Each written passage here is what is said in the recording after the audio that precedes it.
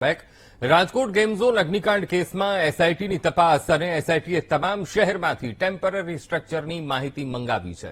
છેલ્લા 180 દિવસમાં બનેલા સ્ટ્રક્ચર અને મંજૂરીની વિગતો મંગાવી છે. ત્યારે ગુજરાત મ્યુનિસિપલ એક્ટ અંતર્ગત શું મંજૂરી આપી છે તેની વિગતો મંગાવી છે. નોટિસ આપી છે કે કેમ, કયા સંદર્ભે નોટિસ આપી છે તેની પણ વિગતો મંગાવવામાં આવી છે. વાત મુદ્દે સંવાદદાતા શનિ મેઘડ ફોનલાઈન પર. શનિ, રાજકોટ ગેમ ઝોન અગ્નિકાંડ જે કેસમાં એસઆઈટીના તપાસનો ધમધમાટ તેજ અને શહેરમાં ટેમ્પરરી સ્ટ્રક્ચરની માહિતી મંગાવી છે. શનિ, વાત કરવામાં આવે તો રાજકોટ મહાનગરપાલિકાની જે અગ્નિકાંડનો મુદ્દો હતો, અગ્નિકાંડ મામલે મહત્વના સમાચારો. સીટની તપાસ દ્વારા મહાનગરપાલિકા પાસે વિગતો મંગાવે છે.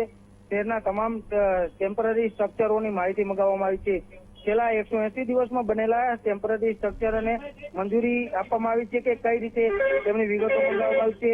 ગુજરાત મ્યુનિસિપલ એક્ટ અંતર્ગત શું મંજૂરી આપવામાં આવી છે, નોટિસ આપવામાં આવી છે કે ક્યાં, કે તમામ સંદર્ભોમાં આ મંજૂરી છે તે મંગાવવામાં આવી છે. જી અંકુર. જી બિલકુલ શનિ, સમગ્ર માહિતી સાથે જોડાવા બદલ આપનો આભાર.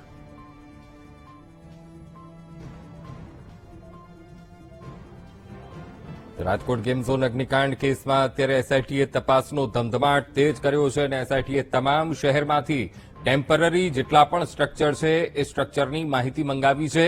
પણ છેલ્લા 180 દિવસમાં જે આવા ટેમ્પરરી સ્ટ્રક્ચર ઉભા કરવામાં આવ્યા છે અને તેને મંજૂરી કેવી રીતે આપવામાં આવી, તેના માટે કઈ કઈ શરતોનું પાલન કરવામાં આવ્યું છે, એ તમામ બાબતોને લઈને વિગતો મંગાવી છે.